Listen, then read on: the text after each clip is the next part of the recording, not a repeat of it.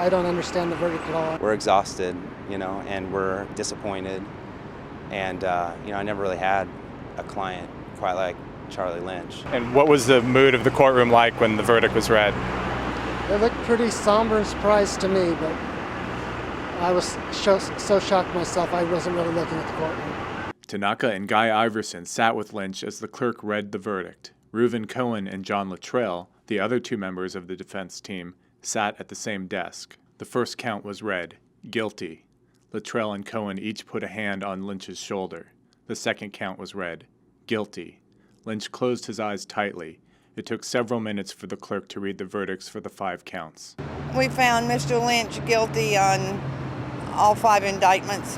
And I think the majority of us felt like he was a nice man with good intentions who didn't stay within the parameters of the federal law. Under the federal law, we had no choice but to find Mr. Lynch guilty. We wanted a chance to put on more evidence and tell our story, and felt like it was difficult to do that. Can you talk about if you felt that the jurors were able to hear the whole story? We heard enough to make a decision. It's like, it's the difference if you don't know what you didn't hear, you don't know you didn't hear it. You know what I mean? We didn't know what we didn't hear. We heard enough to make a decision based on what we did hear. The entrapment by estoppel, how'd you feel about that? Entrapment by estoppel was at the heart of Lynch's defense. Under the strategy, a defendant argues he broke the law because he was given bad advice by a government official. Phone records show that Lynch made 4 calls to various DEA offices prior to opening his dispensary.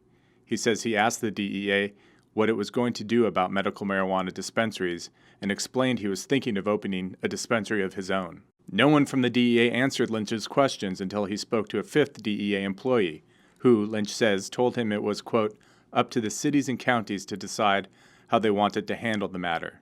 Lynch assumed this meant he could operate a dispensary so long as he abided by local law. The prosecution hammered away at the entrapment defense and criticized Lynch for not providing names and titles of the DEA employees who spoke with him. To not put down who he spoke with or what position they held made it difficult for us to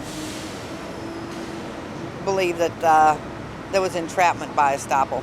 Lynch testified that he would not have opened a dispensary if the DEA had told him not to. Do you think that if the DEA agent, if they had said explicitly, do not under any circumstances open a medical marijuana dispensary, do you have any sense of what Charlie would have done with that information? I had the feeling from something he said that he probably would not have, but we didn't, and we discussed, we did not feel it was the DEA's obligation to tell him since it was already a federal law. Do we know anything about what kind of sentence will be handed down? Most of the charges have mandatory minimum prison terms, but whether, there's always exceptions to those, so we're going to, fight as hard as we can to get around them.